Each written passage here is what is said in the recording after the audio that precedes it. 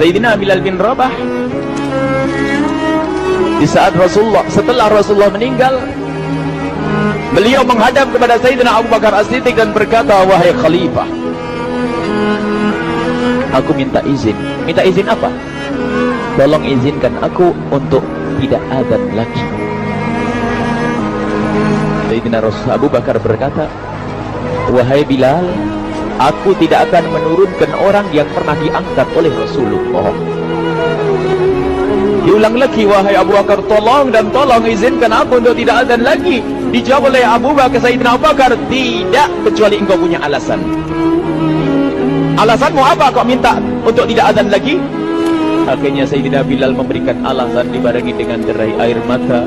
Tiba-tiba Sayyidina melihat ke menara, lalu melihat ke kubur Nabi Muhammad yang dulu adalah kamarnya Nabi Muhammad. Melihat ke menara, lalu melihat ke kubur dan berkata, wahai Abu Bakar, kebiasaanku dulu di waktu Nabi Muhammad hidup adalah sebelum waktu solat aku membangunkan Nabi Muhammad. Aku datang ke tempat Nabi Muhammad dan berkata, ya Rasulullah, waktu solat. Dan kadang Nabi Muhammad yang datang ke tempatku lalu berkata, Bilal, waktu solat. Kemudian setelah itu aku bersama Nabi Muhammad mendekat ke menara dan aku naik. Nabi Muhammad melihatku, lalu aku menghadap ke kiblat. Sebelum aku adzan, aku selalu menoleh kepada Nabi Muhammad yang di tempat itu. Kemudian aku melakukan adzan dan setelah itu aku turun disambut oleh Rasulullah, dan itu aku lakukan sehari 5 kali dan berulang-ulang, sehingga sungguh suasana keadaan itu mengingatkan aku kepada Rasulullah, sehingga aku tidak mampu melakukan lagi azan saat ini. Wahai Abu Bakar, nostalgia dengan Rasul. Akhirnya Sayyidina Abu Bakar pun menitikkan air mata dan berkata, kalau memang alasanmu seperti itu wahai Bilal, boleh. Akhirnya Sayyidina Bilal pergi ke Syam beberapa hari, bahkan beberapa bulan yang cukup lama. Tiba-tiba suatu malam Sayyidina Bilal bin Rabah bermimpi ketemu Rasulullah, yang saat itu Rasulullah menegurnya. Ditegur oleh Rasulullah dalam mimpi, ya Bilal, ma hadzal jafa, lima lam tazurni. Cerita ini diriwayatkan oleh Ibnu Asakir. Wahai Bilal, alangkah kerasnya hatimu, lama kau tidak kunjung kepadaku wahai Bilal. Saat itu Sayyidina Bilal terbangun menangis dengan tangis yang sangat, sehingga para keluarganya ketakutan. Ada apa Bilal? Ada apa Bilal? Menangis seperti tidak seperti biasanya, menangis yang luar biasa. Sayyidina Bilal hanya bisa berkata, sungguh aku saat ini merasakan rasa takut yang sangat, dan aku tidak pernah takut seperti saat ini. Memangnya kamu kenapa wahai Bilal? Aku bermimpi ketemu Rasulullah. Rasulullah, kenapa? Aku bertemu Rasulullah dan ditegur, wahai Bilal, alangkah keras dan gersang hatimu, mana kerinduanmu kepadaku, lama engkau tak kunjung kepadaku. Aku takut ditinggal oleh Rasulullah. Takut ditinggal Rasulullah. Akhirnya para keluarga Sayyidina Bilal mengatakan, Bilal, kelihatannya memang waktunya engkau ziarah kepada Rasulullah, maka pergilah. Pergilah Sayyidina Bilal bin Rabah dengan kendaraannya, dalam riwayat onta atau kuda, dalam riwayat keledai. Berjalan Sayyidina Bilal bin Rabah ke Madinah, dan sungguh perjalanan indah karena perjalanan untuk menuai kerinduan, menuju orang yang sangat dicintai, menuju kubur Nabi Muhammad sallallahu alaihi wasallam. Berjalan Sayyidina Bilal dengan perjalanan yang tidak pernah kenal lelah, berjalan dan tidak mau istirahat, karena yang ada di hati Sayyidina Bilal adalah segera sampai ke Madinah. Berjalan dan berjalan hingga di saat Sayyidina Bilal sudah mulai memasuki kota Madinah, maka terlihatlah bukit, maka di saat itu air mata sudah mulai mengucur. Sayyidina Bilal sadar bahwasanya bukit itu adalah bukit yang pernah disaksikan oleh Sayyidina Bilal bersama Rasulullah. Mulai menangis Sayyidina Bilal, berjalan dengan derai air mata, dan di saat Sayyidina Bilal memasuki kota Madinah, sungguh tangis semakin keras, tangis Sayyidina Bilal semakin semakin kuat. Sayyidina Bilal tidak melihat pojok kota kecuali terlihat Rasulullah, tidak melihat bangunan kecuali terlihat Rasulullah, tidak melihat hamparan kecuali terlihat Rasulullah. Karena kenangan indah bersama Rasulullah benar-benar membekas di hati Sayyidina Bilal bin Rabah, sehingga tangis dan tangis semuanya yang ada di Madinah mengingatkan Rasulullah. Berjalan Sayyidina Bilal bin Rabah menuju kubur Nabi Muhammad sallallahu alaihi wasallam. Hadirkan diri anda bersama Sayyidina Bilal saat ini. Sayyidina Bilal menuju kubur Nabi Muhammad, dan setelah itu Sayyidina Bilal berduduk dan mengucapkan salam. Akan tetapi salamnya orang yang sudah kehabisan suara, karena suara Sayyidina Bilal sudah dihabiskan kerinduannya sepanjang perjalanan. Sayyidina Bilal hanya bisa mengucapkan dengan suara lirih parau dan berkata, Assalamualaikum ya Rasulullah, Assalamualaikum ya Habiballah, Assalamualaikum ya Nabi Allah. Sayyidina Bilal terduduk di hadapan kubur Nabi Muhammad sallallahu alaihi wasallam dengan derai air mata. Dan tiba-tiba di saat itu ada yang menepuk kepala Sayyidina Bilal bin Rabah. Bilal. Sayyidina Bilal bin Rabah menoleh. Ternyata yang dilihat adalah Sayyidina Abu Bakar As-Siddiq dengan Sayyidina Umar bin Khattab. Lalu Sayyidina Bilal berdiri dan ditegur oleh Khalifah Abu Bakar, wahai Bilal, engkau menangis dan tangismu tidak seperti biasa. Lalu Sayyidina Bilal berkata, wahai Khalifah, sungguh aku saat ini merasakan takut yang sangat. Takut apa Bilal? Aku merasakan takut. Takut apa? Takut ditinggal oleh Rasulullah. Memangnya kenapa engkau melakukan dosa apa? Aku bermimpi ketemu Rasulullah.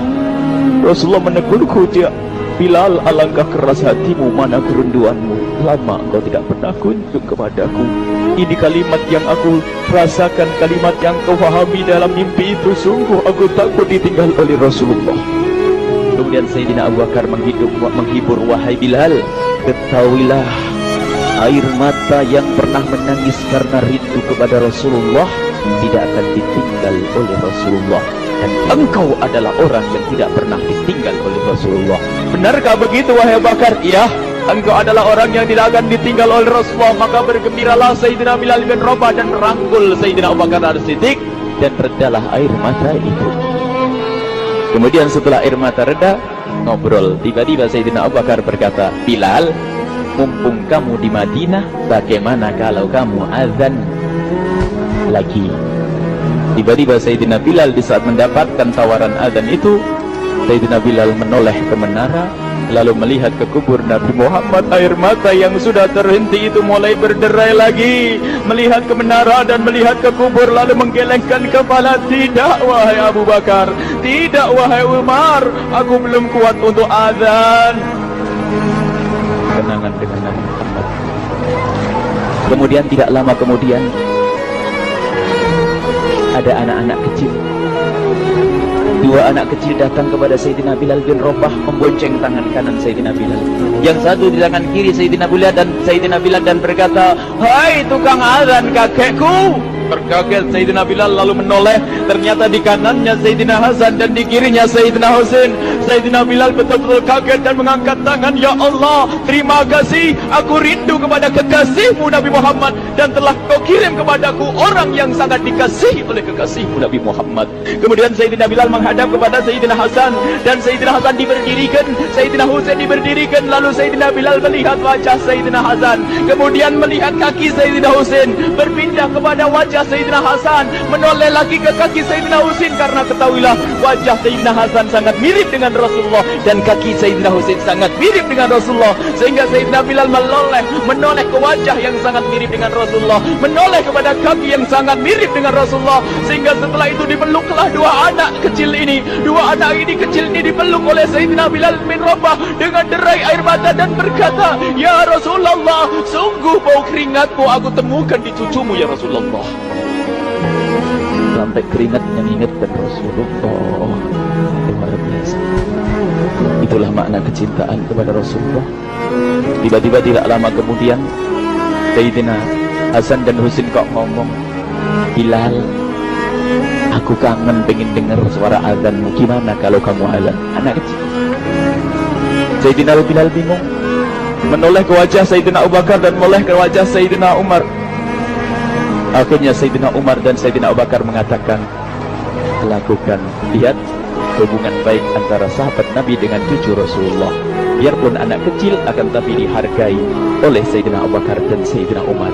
Lakukan. Kemudian Sayyidina Bilal menoleh, wahai Hasan dan Husain, sebelum engkau meminta khalifah dan wakilnya meminta aku untuk azan, tapi aku tolak.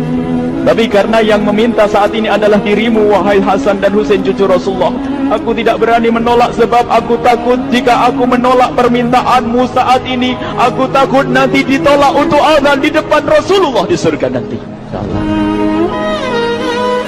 Hubungkan dengan Rasulullah, sehingga ditentukanlah waktu azannya Sayyidina Bilal bin Rabah. Waktu sudah ditentukan, beberapa orang sudah pada datang menunggu, kapan Bilal mulai azan, kapan Bilal mulai azan. Datanglah waktu, dalam riwayat waktu sahur, waktu subuh. Orang pada nunggu mana Bilal. Tiba-tiba ada orang yang berdiri di saat sudah masuk waktu sholat. Ada orang berdiri, orangnya memang hitam tetapi memancar dari kehitamannya ini penuh kecintaan kepada Rasulullah. Orang pada melihat Sayyidina Bilal yang berdiri di tempat yang biasanya dulu berdiri Sayyidina Bilal bin Rabah. Maka suasana itu telah mengingatkan kepada Rasulullah, sehingga mulai berjatuhan air mata dari orang yang hadir di tempat itu. Kemudian Sayyidina Bilal berjalan, dan jalannya Sayyidina Bilal tidak berubah seperti dahulu. Maka semakin kuat kenangan mereka kepada Rasulullah, sehingga yang hadir di masjid pada mulai menangis dan berjalan. Sayyidina Bilal memecah barisan kemudian menuju ke menara, dan di saat naik menara mereka semakin kuat bahwasanya seperti inilah yang pernah disaksikan dulu bersama Rasulullah. Sayyidina Bilal di atas, rupanya di atas Sayyidina Bilal dengan derai air mata, lalu melihat ke tempat yang biasanya Rasulullah ada di tempat itu. Sayyidina Bilal hanya bisa menutup air mata, menutup matanya dan membasuh air matanya. Di situ dulu aku pernah melihat Rasulullah.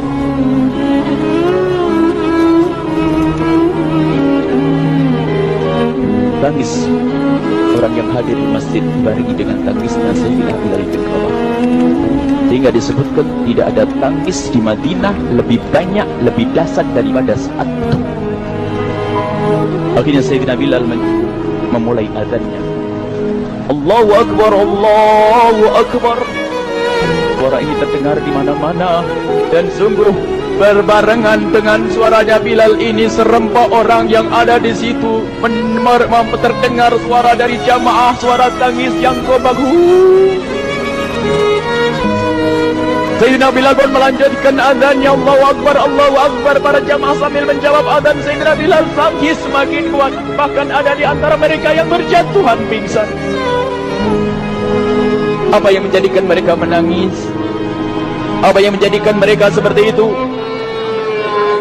Ingat Nabi Muhammad SAW.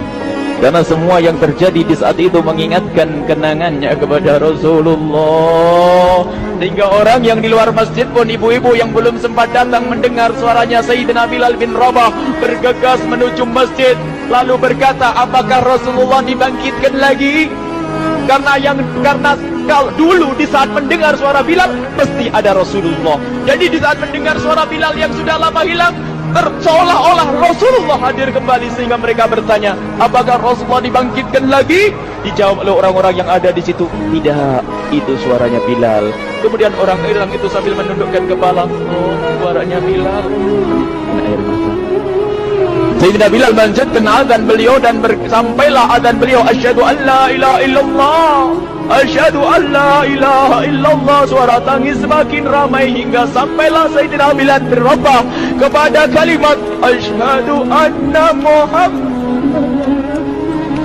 Hilanglah suara Sayyidina Bilal. Ternyata Sayyidina Bilal terpingsan saat itu di saat menyebut kalimat Muhammad.